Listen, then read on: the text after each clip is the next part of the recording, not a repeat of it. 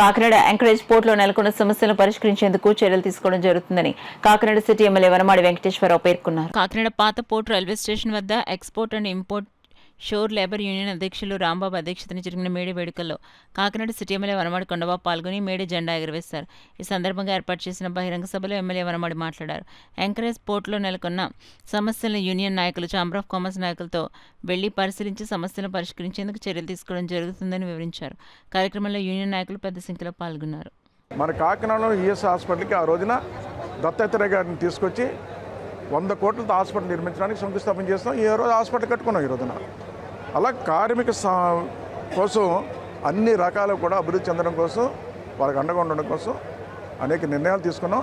ఆ రిజల్ట్స్ ఇప్పుడు కనిపిస్తుంది మాకు అందరు కూడా.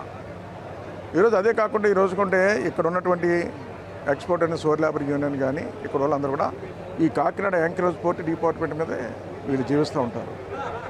కానీ ఎన్నో సంవత్సరాలుగా జీవిస్తున్నప్పుడు కూడా ఇక్కడ ఇంకా అరకొర సదుపాయాలే కనిపిస్తున్నాయి. ఈ రోజున అక్కడ ఎండలో ఉంటారు, వానలో తడుస్తూ ఉంటారు. అలాంటి వాళ్ళకి అక్కడ చేసే చోట కనీసం నీడకి సెంటు కూడా లేవండి. కనీసం మంచినీళ్ళు తాగాలంటే మంచినీళ్ళు కూడా అక్కడ ప్రొవైడ్ చేయలేకపోయారు.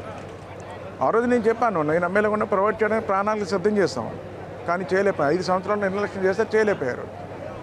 ఈరోజు చేయవలసిన బాధ్యత ఉంది. ఎవరైతే ఈరోజు అక్కడ కార్మికులు పనిచేస్తున్నారో అక్కడ షెడ్లు కానీ వాటర్ ఫెసిలిటీస్ కానీ అన్నీ ఇవ్వడం కోసం మనం టోటల్ అధికారులతోటి అందరితో కూడా ఇన్స్ట్రక్షన్ చేసి వీళ్ళతో కూడా కలిసి ఎక్కడ చేస్తే బాగుంటుందో ఆలోచన చేసి అక్కడ చేయడానికి ఏర్పాటు చేస్తాను. మీ ద్వారా తెలియజేసుకుంటూ భవిష్యత్తులో కూడా ఇక్కడ యాంకరేజ్ పోర్ట్ కానీ డీపోర్ట్ పోర్ట్ కానీ ఎక్కువ పని వచ్చేలాగా ఈ ప్రభుత్వం కృషి చేస్తుంది. అందరికీ పని కల్పించేలా కూడా కృషి చేస్తుందని మరొకసారి మీ అందరికీ తెలియజేసుకుంటూ